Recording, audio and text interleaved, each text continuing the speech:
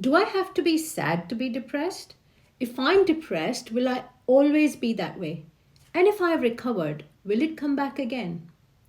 I hear all these questions all the time, and honestly, they are very real worries. Many people are unsure what depression really means, and some fear that once they have it, it will never go away.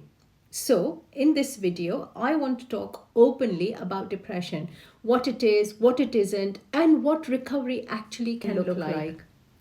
A depressive episode isn't just feeling low, it's a period lasting at least 2 weeks where someone experiences either a persistently low mood or loss of interest or pleasure in things they normally enjoy most of the day, nearly every day.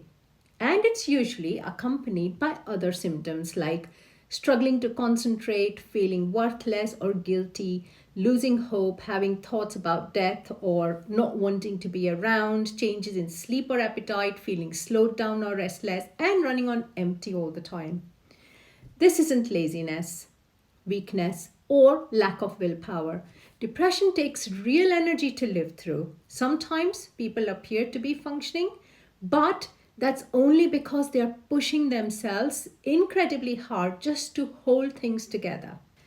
It is also important to know that depression can look different from person to person. Some people feel anxious and tense most of the time, constantly worrying and feeling unable to relax, even experiencing panic attacks while they are feeling low in mood and have no interest in enjoyment. Others might experience what we call melancholic depression, where there is a deep, almost physical loss of pleasure. Nothing feels good anymore. The mood doesn't lift, even for a moment. Sleep gets disrupted, especially early morning waking, and things can often feel worse in the mornings because that brain doesn't stop. Appetite may drop, weight might fall, and there may be a noticeable slowing of movement and thought. For some, depression follows a seasonal pattern, usually returning during certain months of the year, usually it's winter. This isn't simply because of a seasonal stress like work cycles or holidays, it's something deeper and biological. So, how does depression progress?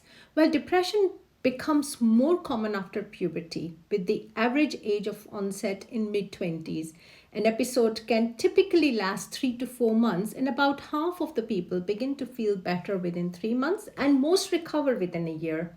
That said, depression can come back. On average, people experience around 4 episodes in their lifetime, and about half will have another one within 5 years. Each recurrence can make the next one slightly more likely, which is why early recognition and treatment really matters. Sadly, some people never get a complete break between episodes. Their symptoms ease but don't go away entirely, and this partial recovery can make relapse more likely and is sometimes linked with other mental health conditions like anxiety, personality traits, or substance use. And yes, depression can also be part of bipolar affective disorder. Sometimes the very first episode of bipolar affective disorder is depression.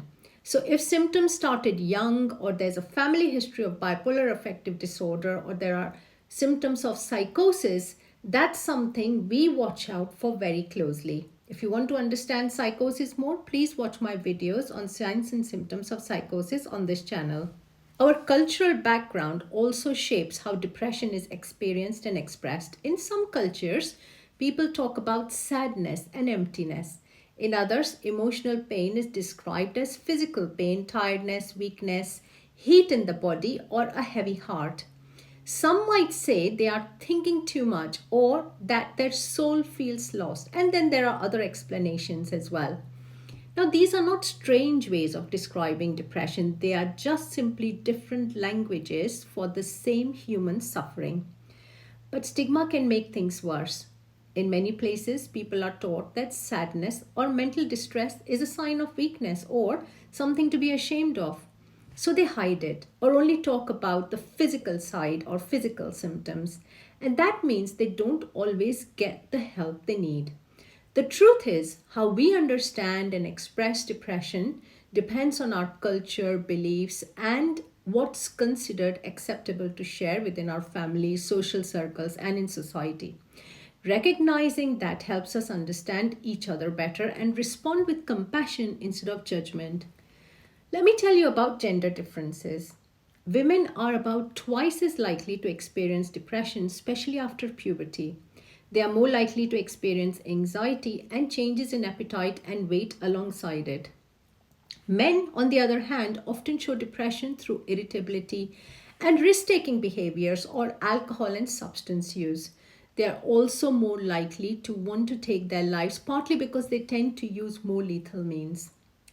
It's heartbreaking, and it shows how much we need to talk about depression openly, especially for men who find it harder to reach out for help. Some people experience recurrent depression, meaning at least two episodes separated by a few months of feeling normal. Now, each episode looks similar: low mood, loss of interest, fatigue, changes in sleep, hopelessness, difficulty concentrating, and the other symptoms we talked about. The pattern can feel discouraging, but recovery is still absolutely possible. So, here's what I really want you to remember: depression is not a life sentence. Most people do recover. Some recover quickly, some take longer. But treatment, support, and understanding truly make a difference. And if it comes back, it doesn't mean you failed. It just means your mind needs care again, the same way your body might if you have asthma or diabetes. Depression doesn't define who you are. It is just something you experience, and with time, treatment, and compassion, you can get better. So, if you've been wondering whether your feelings count or if there is hope, the answer is yes.